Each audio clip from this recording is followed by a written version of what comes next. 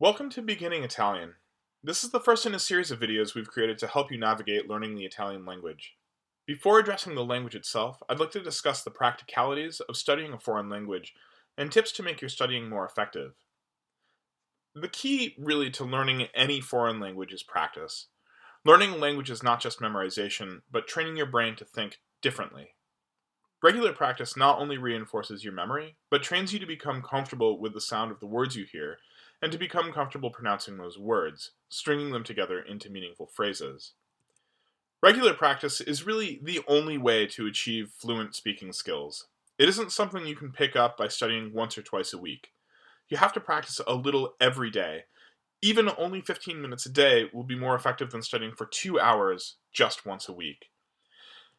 The goal in language learning is to be able to express yourself comfortably without getting bogged down in the process of trying to construct your expressions. Ideally, with enough practice, you'll get to the point where you no longer have to think about what it is that you're trying to say. You'll just say it. So, when you study, you should concentrate on 4 different skills: speaking, listening, writing, and reading.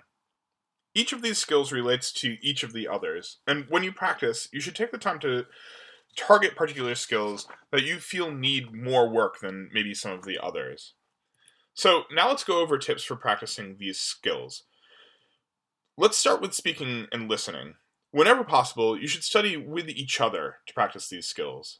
Form study groups and practice your vocabulary and grammatical structures, and this formation of study groups will get you comfortable speaking and hearing others speak to you, and it will also help you to uncover mistakes in your pronunciation and grammar. Each of you will be better in certain areas of the language than others, and you'll help fill in each other's gaps. Try to meet with your study group about 2 or 3 times a week to get in regular practice. And of course, when you're having trouble, or if you'd like to get particular advice from somebody who's more proficient in the language, you should contact one of the language tutors or your instructor to set up an appointment to meet. You can also work passively on your listening skills by putting on music, news, or movies in the original language in the background. Even if you're not actively listening, you're accustoming yourself to the general sound of the language. And the more you do this, the more likely you'll be to start picking up individual words and then phrases. And finally, when you practice your writing and reading skills, accompany that practice by speaking out loud.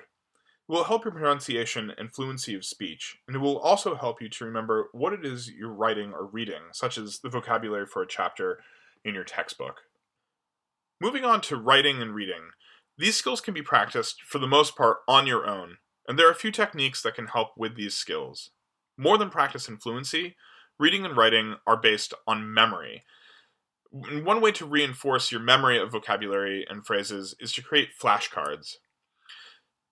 Put Italian on one side and then English on the other, and as you accumulate cards, you can mix them together to continue your practice of old vocabulary. Depending on the kind of word you use, it can lead to different kinds of exercises as well. So, for example, with verbs, you can test not only your knowledge of the definition, parlare is the verb to speak, for example, but you can also test yourself on how it changes in its conjugations, which is something that we'll get to later. With nouns such as cane, which means dog, it's good to practice its singular and plural forms, as well as the articles that should come before the word. And you should also practice using these words in context when you have the opportunity, or create opportunities to use them in context, because this will test your knowledge not just of the meaning or the grammatical use, but also just its usage itself.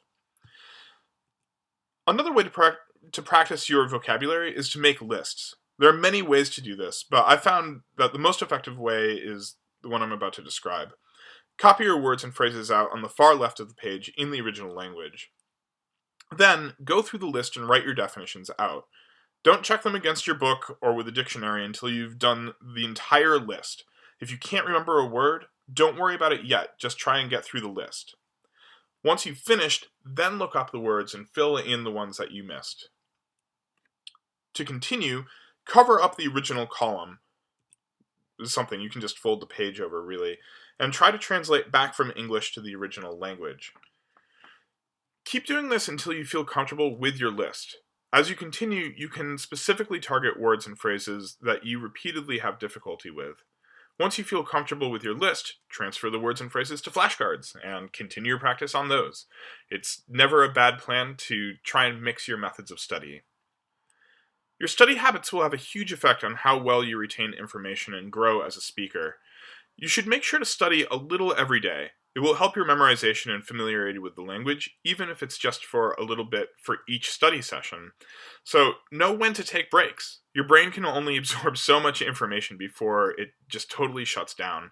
And I would recommend spending about 15 minutes drilling on one specific subject, like vocabulary or a grammatical point, and then really do anything else for at least 45 minutes before reviewing it again.